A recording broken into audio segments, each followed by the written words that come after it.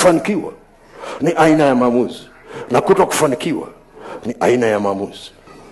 Pale ambapo wewe unasema hapafai, tazama kushoto kulia, kuna mtu amefanikiwa. Tofauti yake maamuzi mliochukua mkiwa mjini. Tofauti yake ni aina ya maamuzi mliofanya. Unasema nilipata pesa nikakopa zikapotea, nimebaki na deni.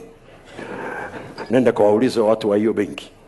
Walikuja hapo hapo, mtu mwingine akakopa kiwango hicho hicho, akaingizia kwenye biashara kwenye mji huo. Unaona, analipa, anarudisha marejesho, anamaliza, anakopa tena, anarudisha marejesho.